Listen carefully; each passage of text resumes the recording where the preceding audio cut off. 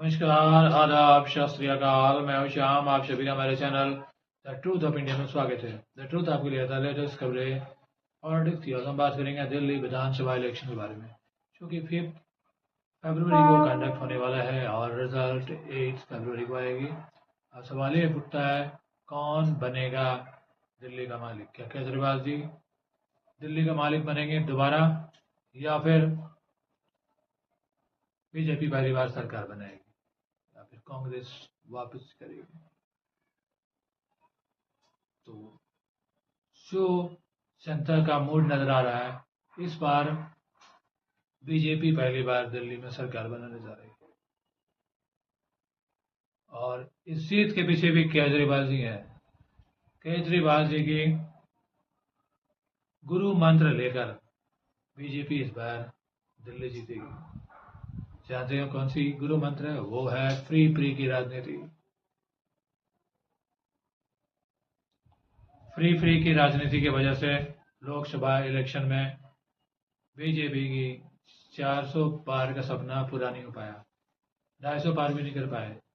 वहीं एनडीए 300 पार नहीं कर पाए, क्योंकि इंडी गठबंधन ने 8500 खटाखट का वादा किया था। नतीजा बीजेपी को भुगतना पड़ा।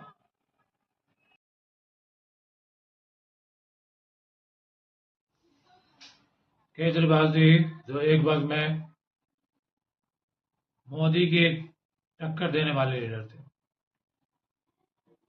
जन लोकपाल बिल आंदोलन में वो एक नीट एंड क्लीन इमेज के साथ सत्ता में आए और जनता ने उन पे भरोसा भी दिखाया और लगातार 2 बार पूर्ण बहुमत से दिल्ली में उन्हें जिताया। लेकिन उन्होंने जो वादा किया था, उस वादा को पूरा नहीं कर पाए। सबसे पहला जन लोकपाल बिल अभी तक पास नहीं हुआ, और दूसरा बंगला नहीं लेंगे, गाड़ी नहीं लेंगे, सब कुछ ले लिया। करप्शन फ्री इंडिया, भ्रष्टाचार मुक्त भारत बनाने का वादा किया था।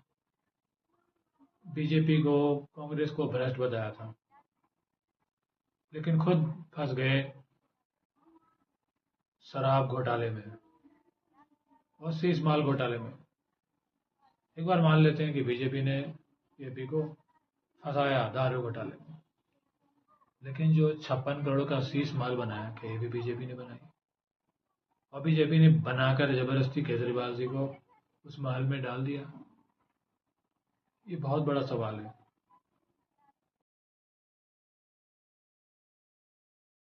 ये तो रही यूपी की भ्रष्टाचार के बारे में। इसके बारे में हम डिटेल में बात करेंगे, और वीडियो क्लिपिंग भी आप देखिएगा कि केजरीवाल जी कह कुछ रहे हैं और फिर अपनी ही बातों से मुकर जा रहे हैं।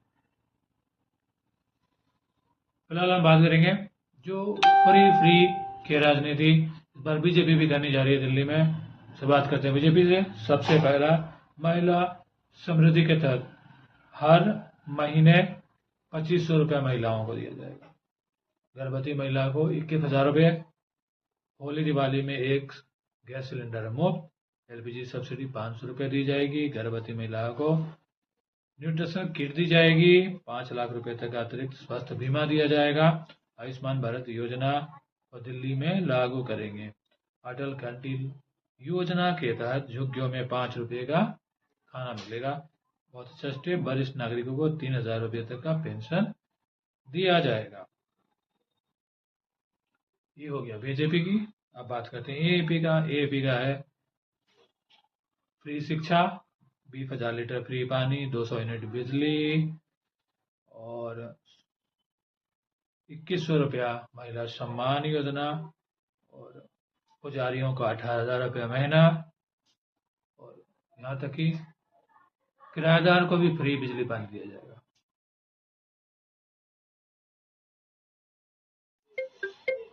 लोकसभा इलेक्शन की तरह एक बार फिर दिल्ली इलेक्शन में कांग्रेस 8500 खटापट इंट्रोड्यूस करने वाली है। आइए जानते हैं क्या ऑफर्स कांग्रेस दे रही है।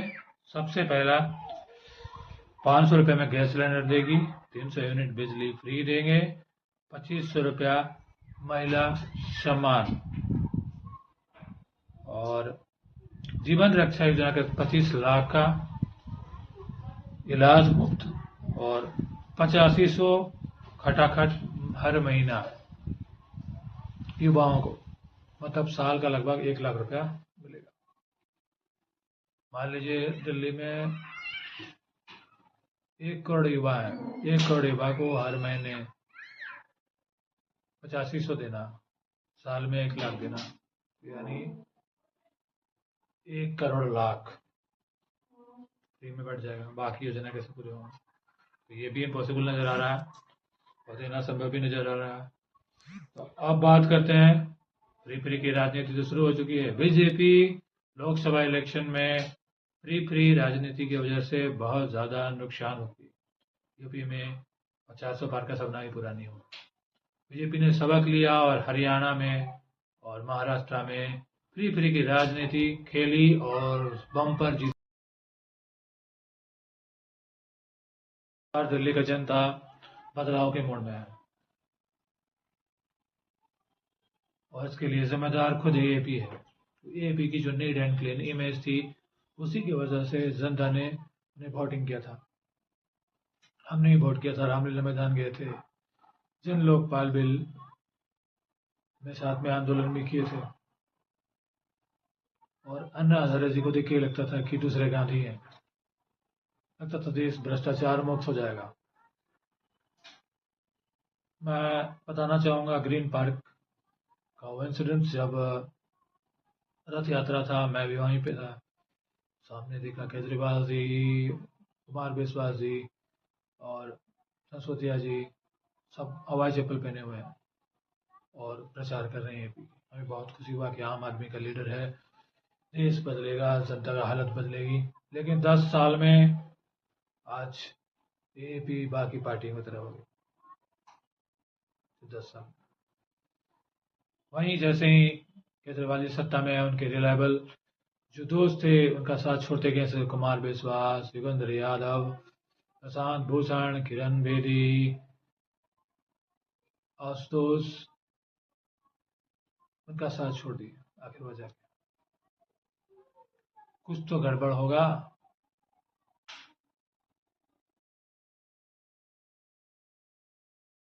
और दिल्ली का जनता बदलाव के मोड़ में है और इसके लिए जिम्मेदार खुद एएपी है। एएपी की जो नीट एंड क्लीन इमेज थी, उसी की वजह से जनता ने वोटिंग किया था। हमने ही वोट किया था, रामलीला मैदान गए थे, जन लोकपाल बिल में साथ में आंदोलन भी किए थे और अन्ना हजारे जी को देख के लगता था कि दूसरे गांधी हैं, लगता था देश भ्रष्टाचार मुक्त हो जाएगा। मैं बताना चाहूँगा ग्रीन पार्क का वो इंसिडेंट, जब रथ यात्रा था मैं भी वहीं पे था, सामने देखा केजरीवाल जी, कुमार बिस्वास जी और संसोदिया जी सब हवाई चप्पल पहने हुए हैं और प्रचार कर रहे हैं। हमें बहुत खुशी हुआ कि आम आदमी का लीडर है, देश बदलेगा, जनता का हालत बदलेगी। लेकिन 10 साल में आज एपी बाकी पार्टियों की तरह हो गई।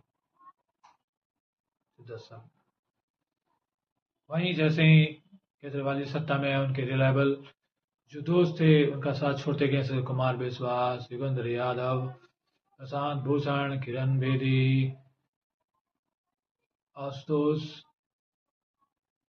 उनका साथ छोड़ दिया। आखिर वजह कुछ तो गड़बड़ होगा।